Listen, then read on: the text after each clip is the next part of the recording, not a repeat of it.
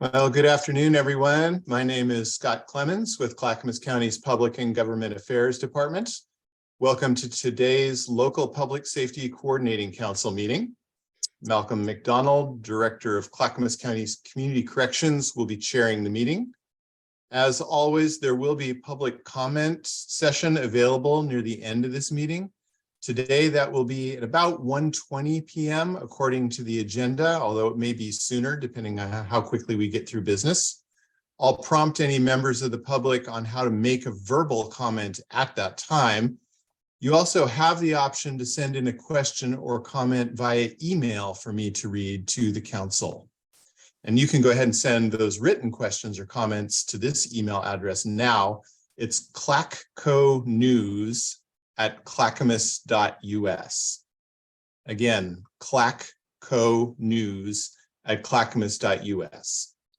If you do have a verbal comment or question that you'll be asking in this meeting, we do ask that you provide your name and keep your comment to less than 3 minutes. With that said, I'll now turn it over to Captain Malcolm McDonald. Good afternoon, everyone. We have a couple items to take care of before our presentation. First item is we need to approve minutes from our last two meetings. So I will need a motion to approve the minutes from August 29th, 2022, and from September 27th, 2022. Both were sent out for review. So looking for a motion for approval. I'd move to approve. A motion to approve. I'll second that. A second. Any items to discuss? No items to discuss. Oh, Christina has her hand up. Sorry, I just wanted to say I can approve the September minutes, but I was on vacation for the August meeting, so I can't. So if you package them together, I just wanted to make you aware that I can't approve something I wasn't there for. Just for that reason, in case, since let's start with the August 29th of 2022. Can someone make a motion specifically for that date for those minutes? So moved. All right, Bruce has made a motion. Is there a second? I'll second. Any items for discussion? No? So in this forum, is there, for approval, is there any nays? With no nays, all members are voting yes. Okay. I'm abstaining, Malcolm, Oh, you, okay. since I wasn't there. Thank you. For the minutes, can I get a motion for the minutes for September 27th of 2022? I move to approve them. Thank you, Christina. We have a motion to approve. Can I get a second? I will second. Mary has seconded them. Any items for discussion? Hearing none. Anyone voting nay for approving?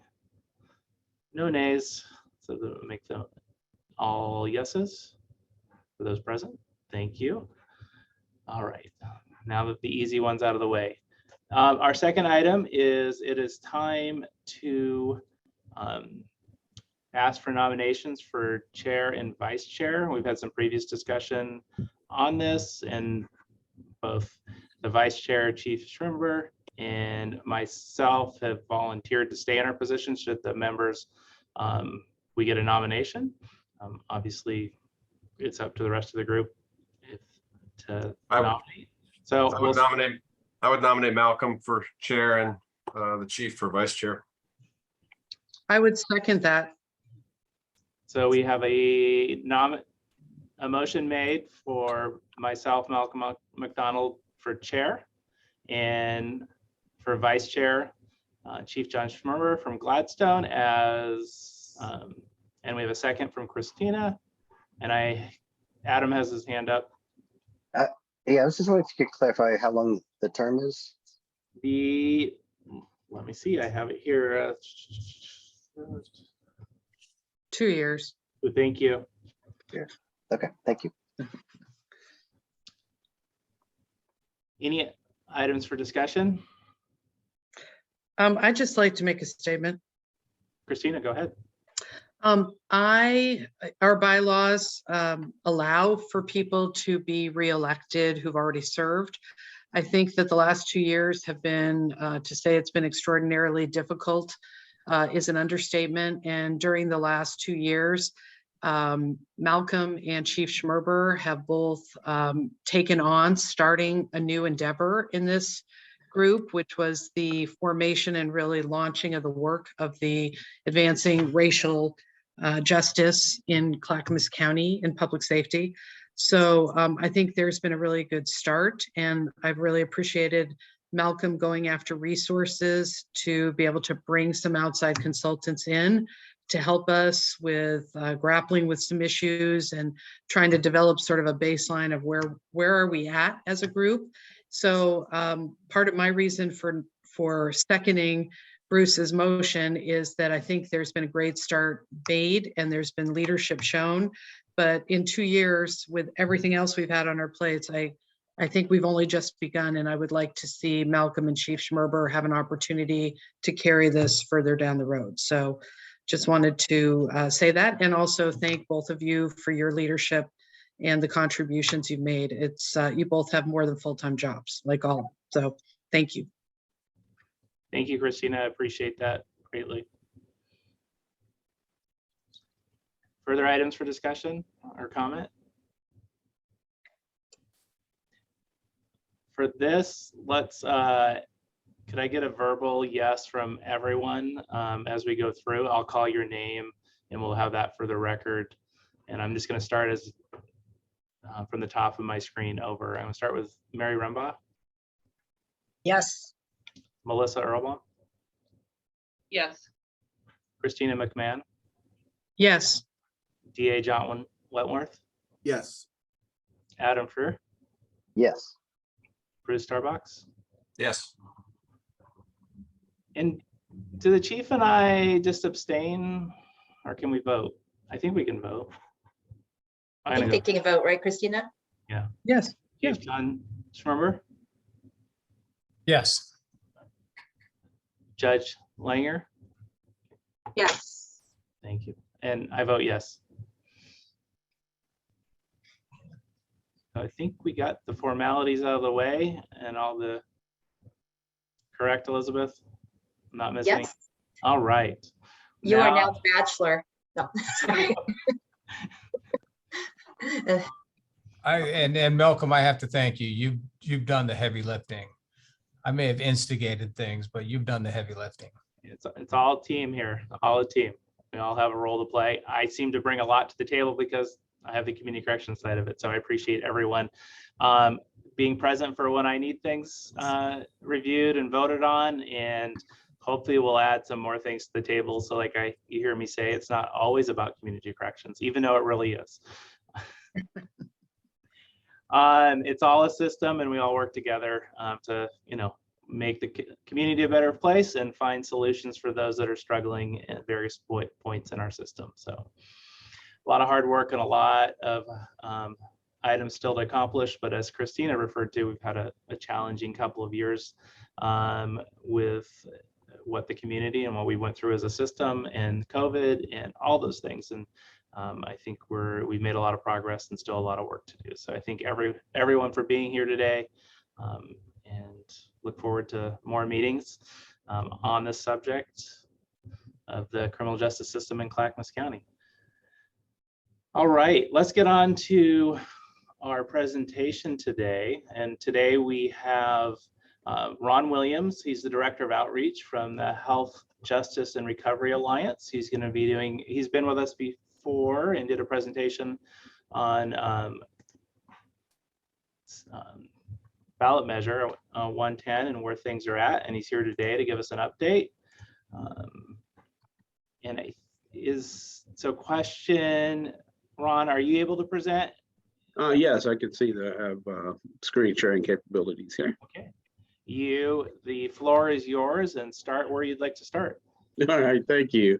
Thanks for having me. Thanks, Elizabeth, for being the connection between HJRA and Clackamas County to make this happen. I know that we've talked a lot around overdose prevention and working in that space. And so I really appreciate the connection and your help in making this presentation happen.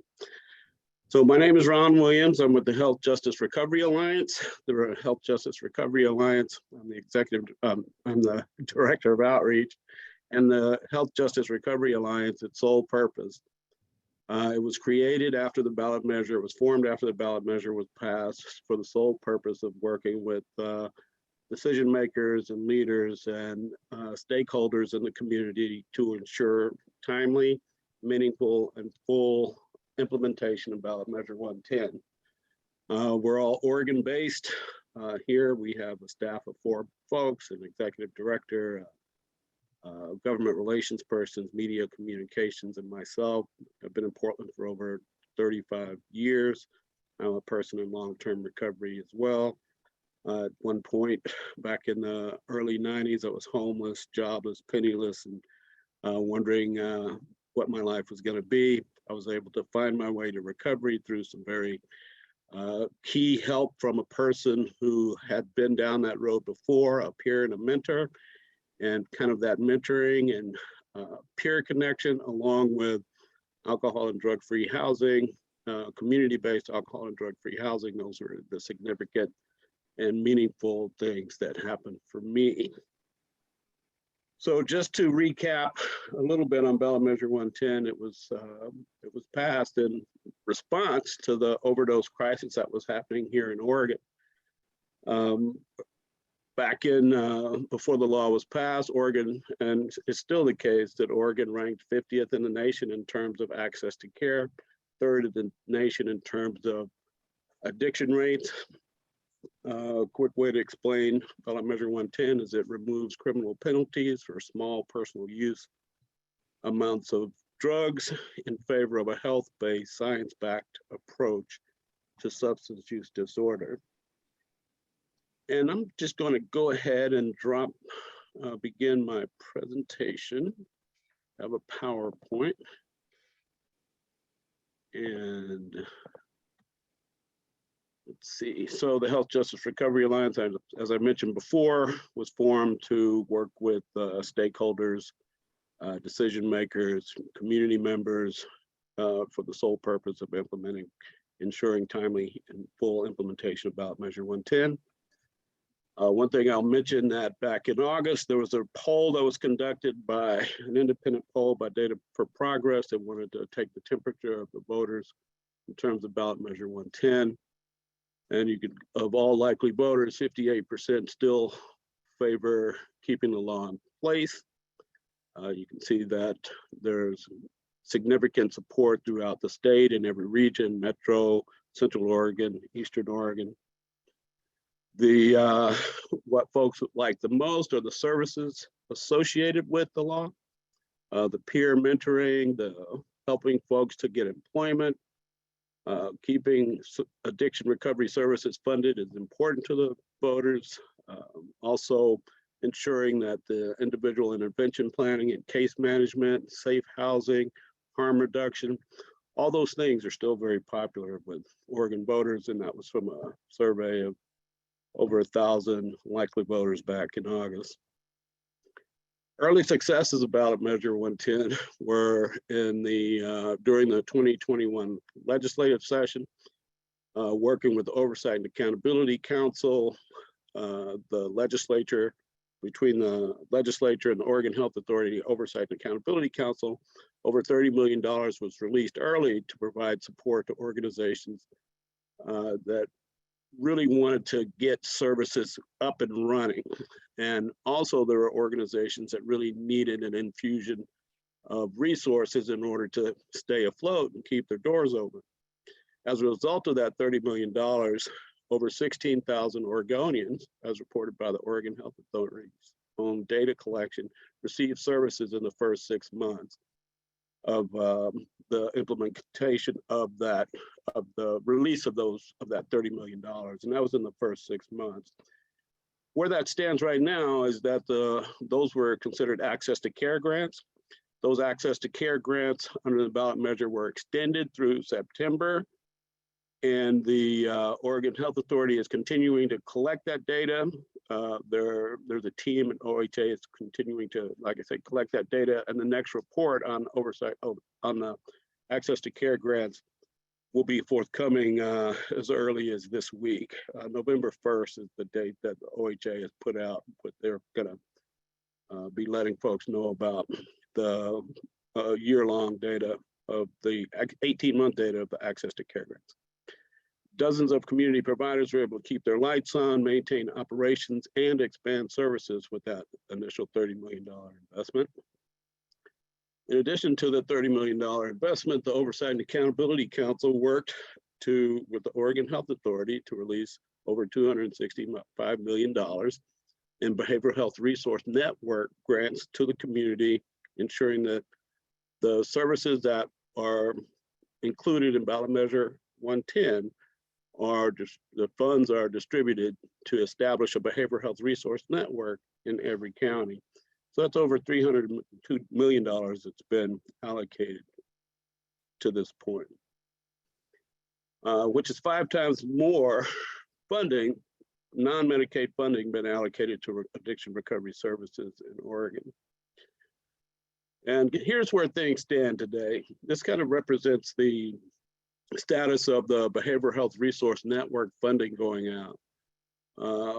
If you had seen this a couple of months ago, some of the bars down below, the bar graphs would have been blue, and the numbers would be quite different. But just as an overview, there are over 335 organizations that applied for funding. The Oversight and Accountability Council approved 234 organizations in terms of awards. And that represented the 265 million of the 335 million, or over almost nearly $400 million was requested, but the council, like I mentioned before, had only 265 really to deal with. And this really represents the number of burns, the number of counties with complete burns or behavioral health resource networks. And as you can see, looking across the bottom of the graph, all the behavioral health resource networks have been established in every county throughout the state. The graph also represents the number of organizations that applied for grants in that county. And you can see in Clackamas County, there was 17, Jackson County, 18, Multnomah County, 41, and so on. Which essentially just means in terms of the funding going out, all of the Measure 110 funding for behavioral health resource networks has been awarded to organizations throughout the state, covering the entire state. What's important to note that there was a funding, sorry, this is a little fuzzy, but this represents the amount that was allocated for each county.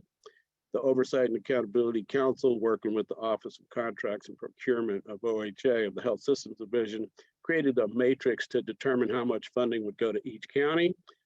And they used 4 variables: homeless population, Medicaid population, overdose rates, and arrest rates to come up with these totals. Weighting each of those elements, I believe it was at 25% each. This is just more in terms of the number, how much each county got. Here are the organizations that received funding in Clackamas County. One organization is no longer Central City Concern, dropped out of Clackamas County in terms of the services they were going to provide.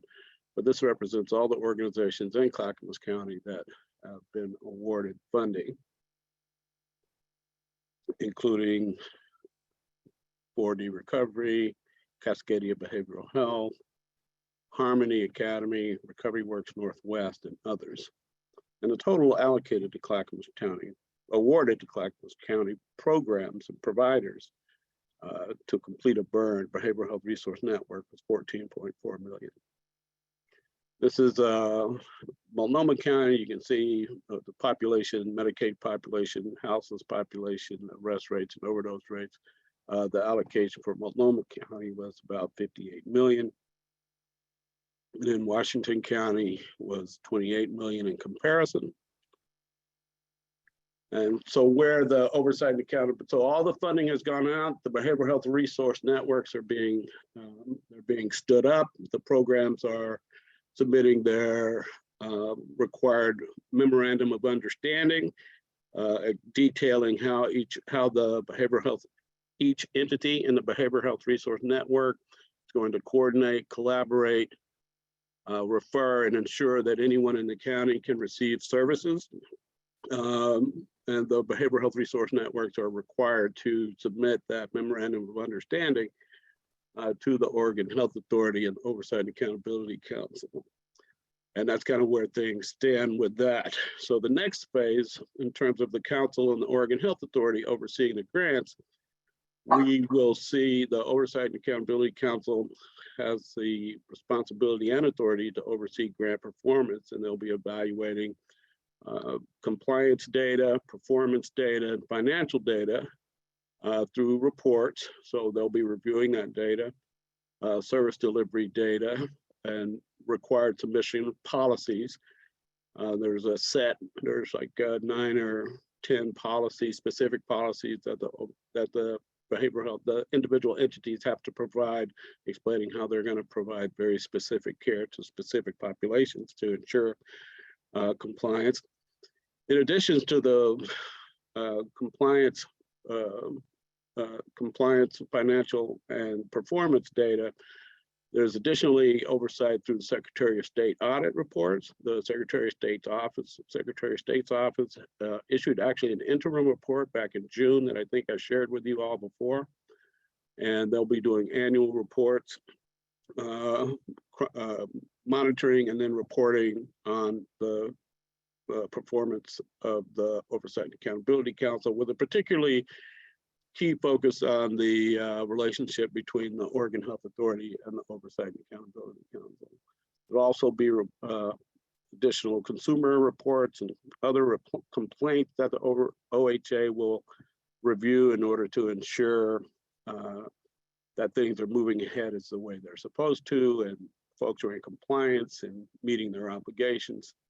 And in addition, providers that are already certified or licensed by OHA will have their normal regulatory activity reporting that they'll have to submit as well. There's going to be a phased reporting over time that the providers and the behavioral health resource networks will have to report on: the number of clients served, the type of services provided, the number of denials.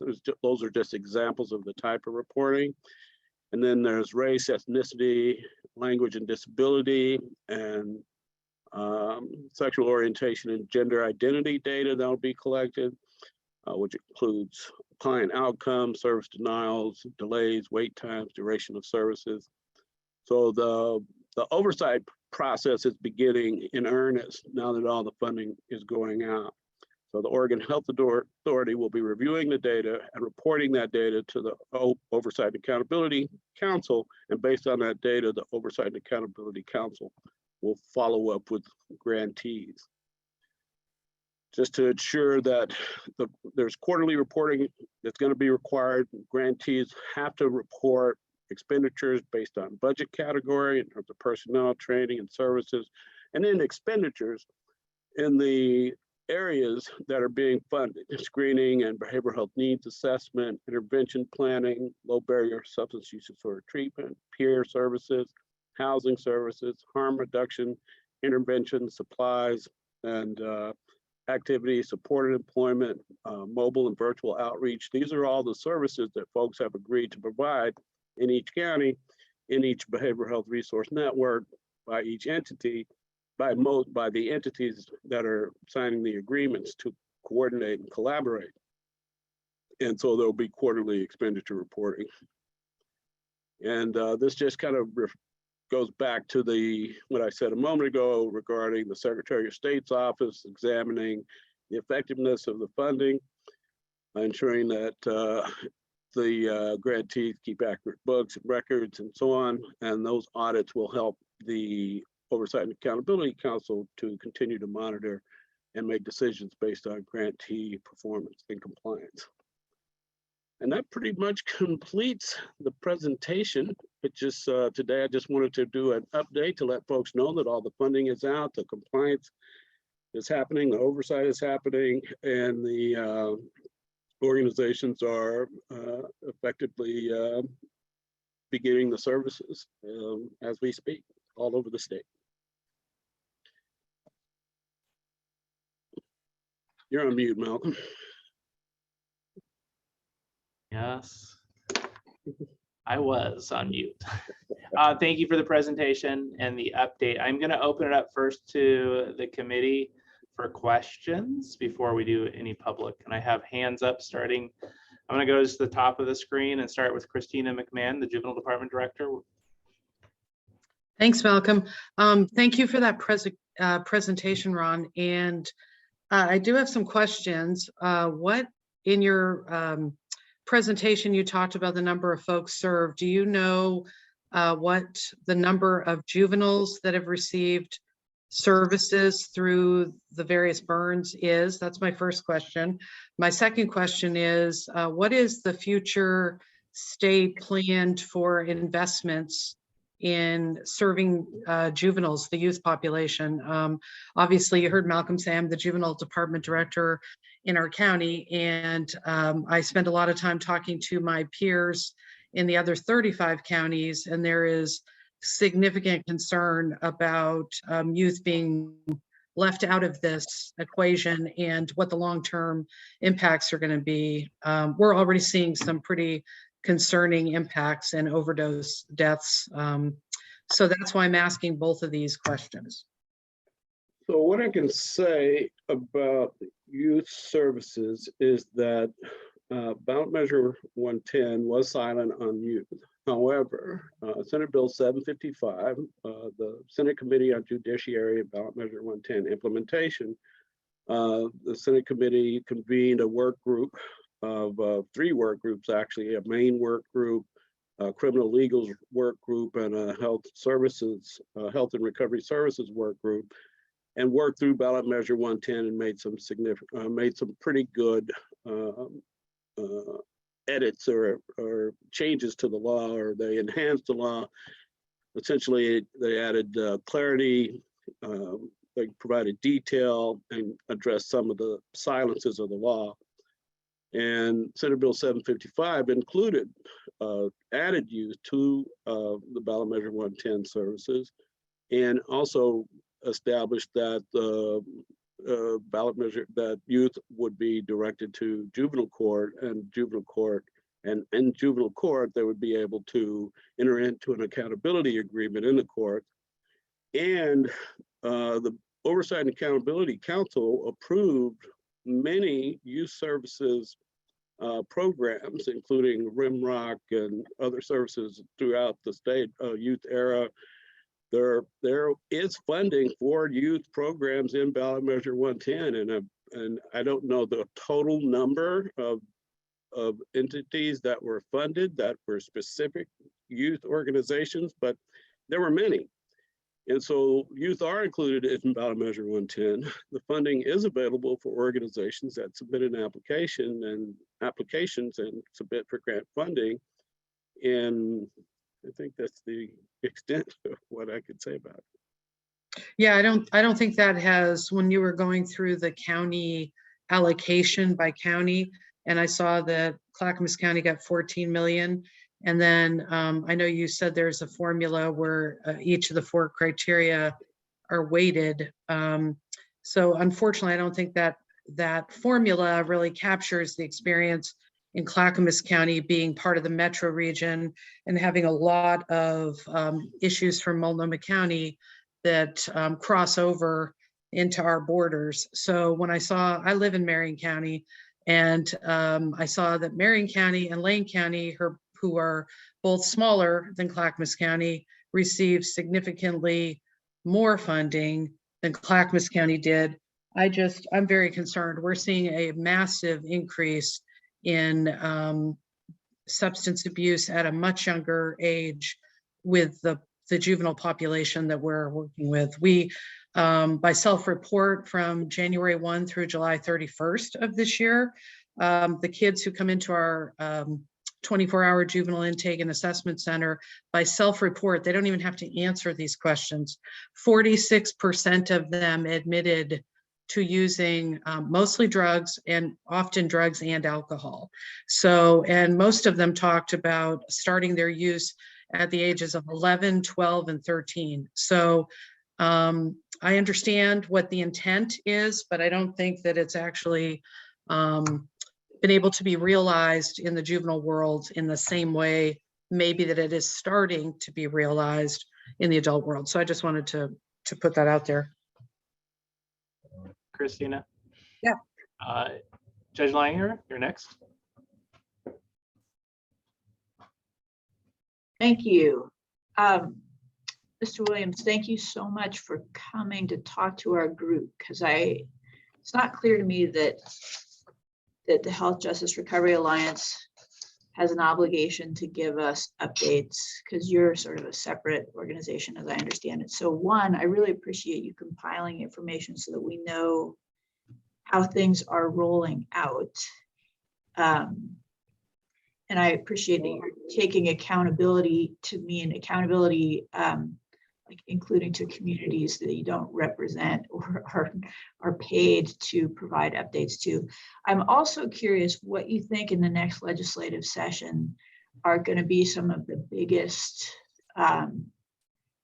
focus areas for change or clarification of 110 or additions to improve issues with 110.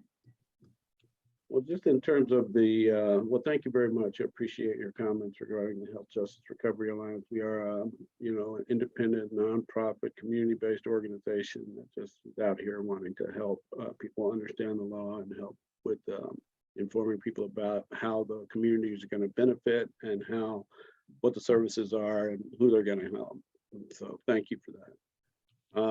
In terms of the legislative session, there are lots of conversations happening, I'm sure you're aware, and there aren't any particular elements that the Health Justice Recovery Alliance is focused on. We know that we are aware that there are organizations and groups that would like to make adjustments to the law. We know we are particularly interested in the area of expungement and ensuring that expungements happen for the most pre and automatically, being able to expand that, and also we're also focused on ensuring that the Oversight and Accountability Council has the meaningful support that it needs in order to do its job.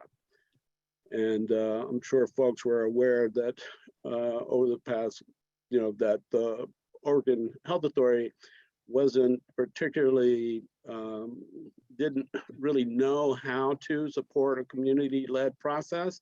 And so that led to some delays and some challenges for the council in terms of getting the funding out. And so just in terms of increasing the level of support and defining that relationship a bit more. So those two things are kind of where our thoughts have been, but we've heard from lots of folks about a lot of different ideas, but those two in particular are the ones where we're focused. So thank you. Thank you. Thank you. Mary Rumba.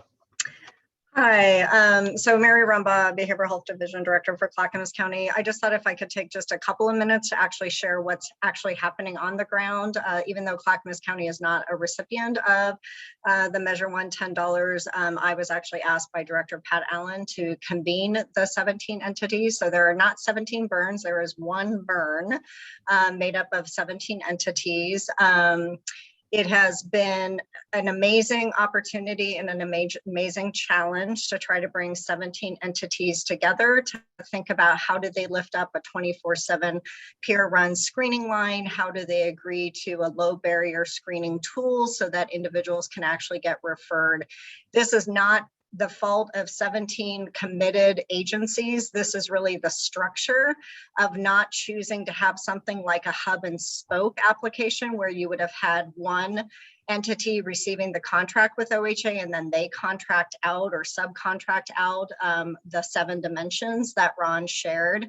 We will get there, but the lift is really heavy, and there was no requirement to necessarily have a coordinator. Some people built that into their proposals in a more organized way. So we are actually now moving to one of the entities had a 0.5 position that is vacant, and OHA has approved them to go ahead and hire that person to be sort of the 0.5 coordinator, because I just cannot, I'm convening them twice a month, but the movement, they really need somebody who has the time to sort of like, hey, we need this information to move a web page forward, things like that. So we're going to get there. I think Christina's comments about the youth is really important. That is not lost on our burn. Some agencies were able to immediately start doing things like housing individuals with their contracts. Other agencies are still trying to just build their workforce. So they're hiring their peers, they're hiring a navigator.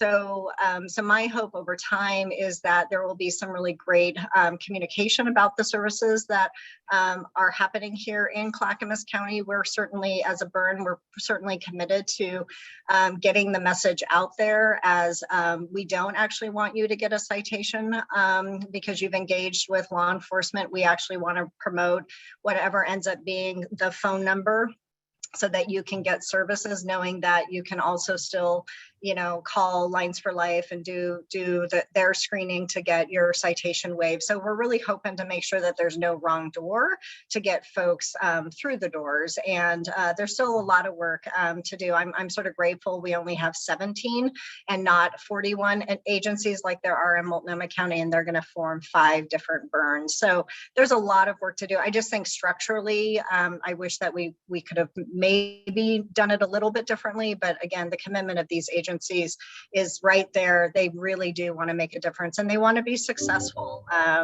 because they know all eyes are really on Measure 110. So I just want to take a few minutes to talk about what's actually happening on the ground here in Clackamas County. Thank you so much. I really appreciate that. Thank you, Mary. DA Wentworth. Thank you, Malcolm. And thank you, Mr. Williams, for your presentation. My question is, do we have any data now that we're a couple years in on ballot measure 110? Is there any data on how many folks have actually received treatment because of ballot measure 110 who wouldn't have received treatment before, and whether anyone has completed treatment as a result of being in a ballot measure 110 program? So ballot measure 110 focuses on recovery services. Treatment is part of recovery services. However, housing, peer support, harm reduction, those types of recovery services are really what's being stood up for ballot measure 110. When I hear the word treatment, I think what folks are talking about is inpatient residential treatment, which can be paid for by ballot measure 110 for folks who are categorically ineligible for Medicaid, or folks who are underinsured or uninsured. However, and folks did apply to, there are providers that did apply for funding to be able to cover the uninsured and categorically ineligible. In terms of the number of people who receive services, that's the information that's being collected right now. What I can say about the data that's being collected, the programs that have started being funded in June of 2021, the Access to Care grants, that's the data that we're going to see next month. So the organizations that received the $30 million plus extensions to be able to continue to provide the low barrier treatment, housing, harm reduction, peer support, and those types of services beginning in June of 2021, we'll see that data. The Behavioral Health Resource Networks, the funding started going out in, I'm going to say May or June. That funding started going out, and that process concluded, in September. And the organizations are still, the contracts are pretty much all signed. all the awards are made and those programs are being stood up. And we won't see data from the behavioral health resource networks likely until next September.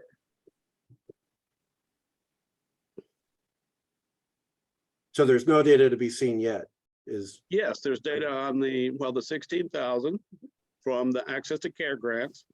Plus in November, there will be from June of 21 through September of 22, data on the $30 million investment plus the, those services. There'll be data on that. As far as the behavioral health resource networks, the services that were funded with the $265 million, that evaluation of the application started this year, in March of this year, concluded in September of this year, and the funding went out this year. So we won't see that data until next year.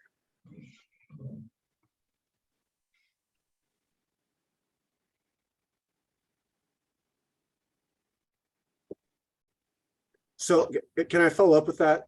So will the data between the supportive services that you just described and treatment be separated out? Or, because what I'm hearing, I'm not hearing that there's data on treatment, there's data on supportive services. Recovery services. Recovery services. Which includes treatment. Yes, all of that data will be available and it won't be separated out. It will be, okay, thanks. For clarification, Ron, you said it will be separated out. It will not be. I mean, most folks who applied for Access to Care grant are not doing residential inpatient. Well, what about outpatient substance abuse treatment? Will there be any Yes. data on that? Yes, that is included, yes. But not inpatient treatment? Right. Well, those who chose to provide it, I'm sure will report on it, but it was not, residential inpatient treatment has never been a primary service element of ballot measure 110 or the Access to Care grants or the Burns.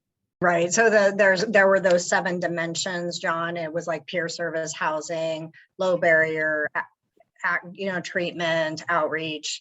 Though that's really what they applied for. There was not an application process for something like detox or residential. And then those contracts are in place, so they'll be doing part of their contract is regular reporting to the state. So it will be slow to come, right? Because they're some of them already had some capacity, but others are actually having to build out their workforce, and we know that that's a challenge right now. So I am, hopeful that we'll have something really solid here in Clackamas come 2023, but it's not as fast as many of us would like, just because of workforce and just trying to figure out how are we getting folks through our doors. Mary, I'm sorry, John, if you had a question.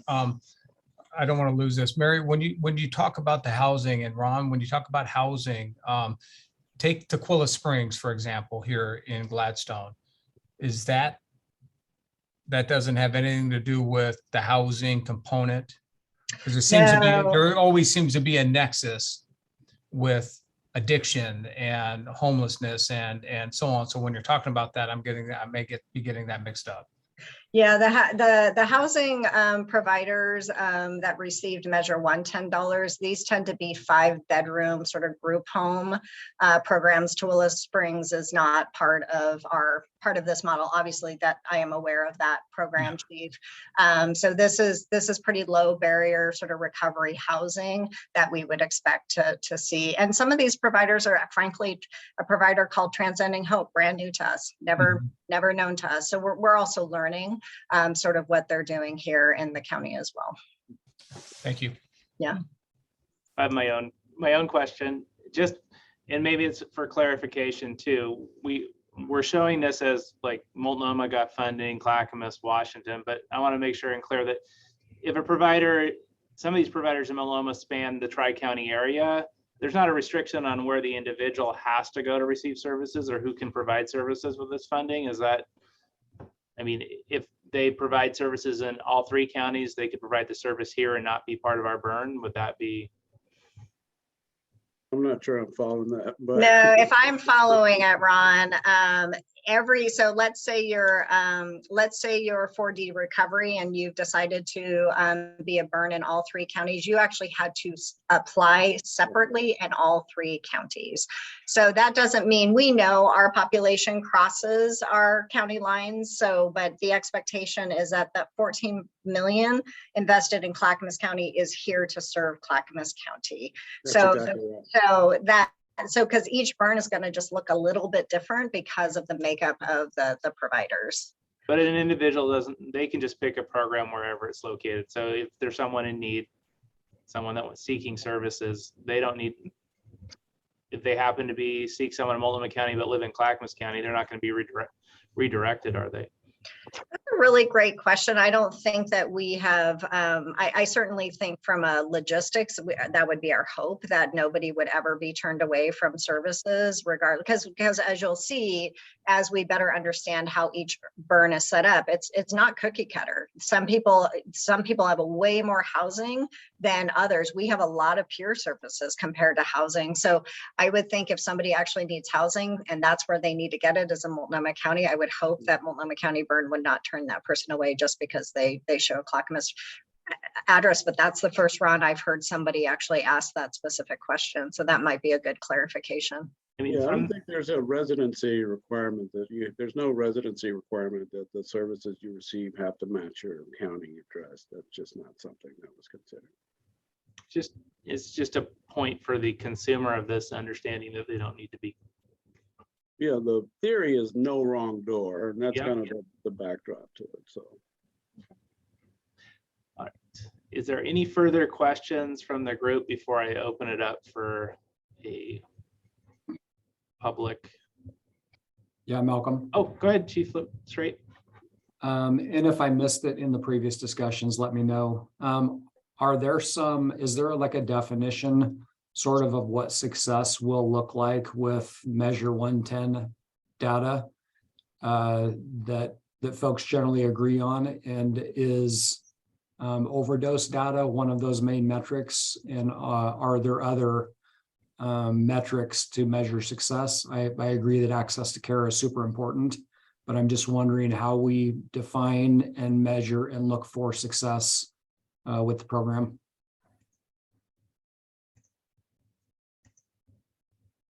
I'm looking for my Senate Bill 755 document that lays out pretty clearly how the, oh, here it is, thanks. It has some outcomes listed in the law that are pretty specific in terms of outcomes. Let me just get to that.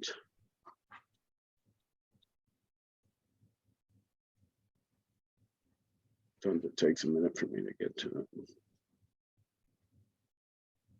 Yeah, so and this kind of relates to the audit really, where the Secretary of State's audit will be, say no later than December 31, 2023.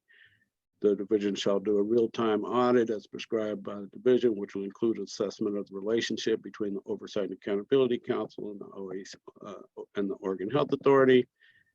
Whether the council, where there are organizational structural problems, and it goes on to talk about the structural, talk about the services, whether there are any conflicts of interest, whether the opportunities to expand collaboration between state agencies, whether barriers exist in data collection, who's providing the data, and then the functioning of the grants and funding systems between the council and authority, whether the grants are funding to go to organizations that are culturally responsive, whether barriers exist, applicants who are denied, and so on. But then it goes on to talk about the amount each organization received, total number of organizations that applied for funding, the amount of money that were used to administer the programs, performance assessment on each grant, the functioning of law enforcement and the courts, the telephone line, entities providing verification, disparities,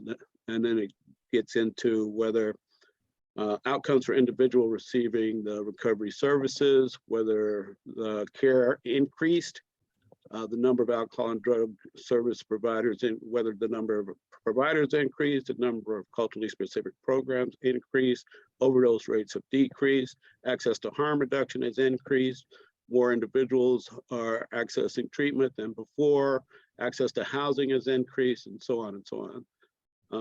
Outcomes for each network, including but not limited to the number of SUD clients receiving services, the number of individuals seeking assistance from the network, average time it takes for clients to receive services, whether average times were decreased, and so on and so on.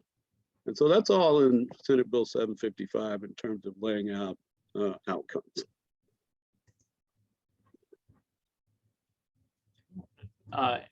Judge Langer, you have a question?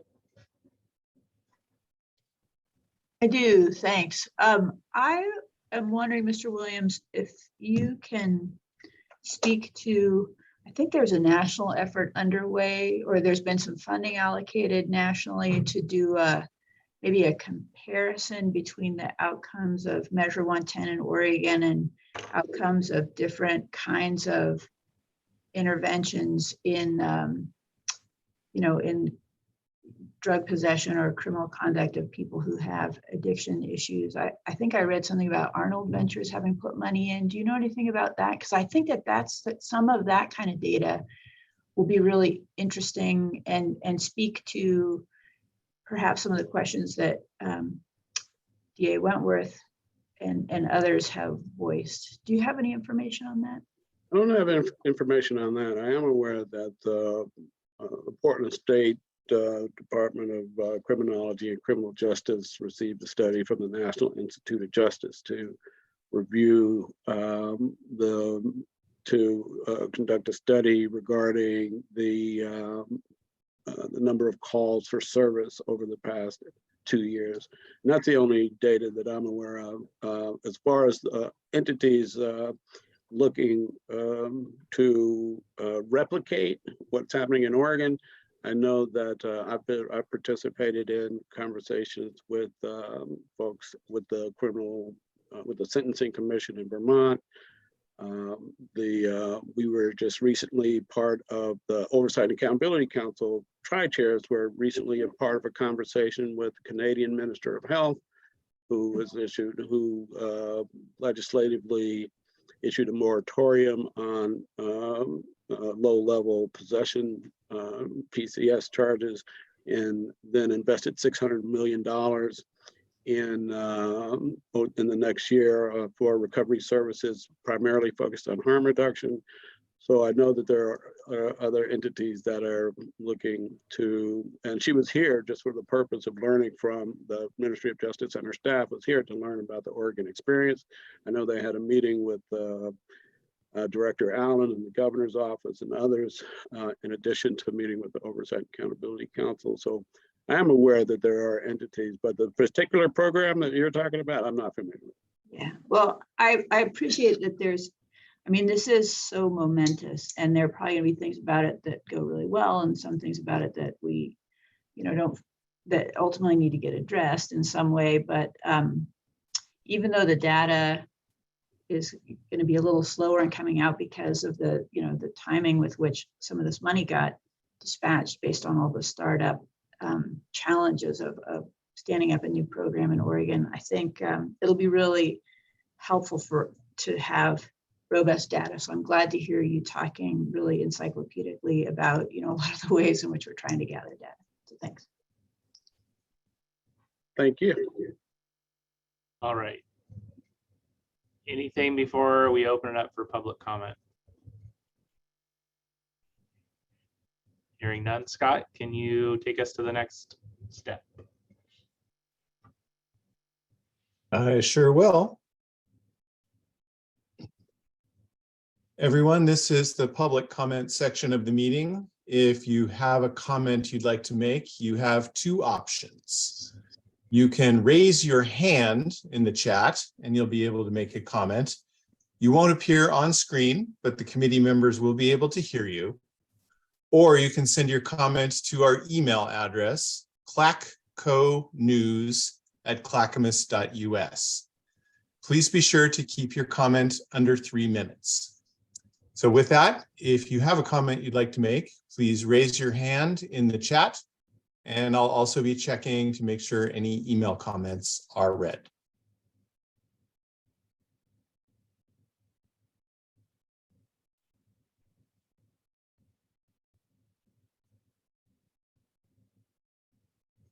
I see no raised hand amongst the attendees, and I have no email messages in Clacco News. So back to you, Malcolm. Thank you, Scott. Right. Ron, thank you for your presentation and the questions that you were able to answer today. Appreciate the work you're doing. We look forward to hearing from you again down the road.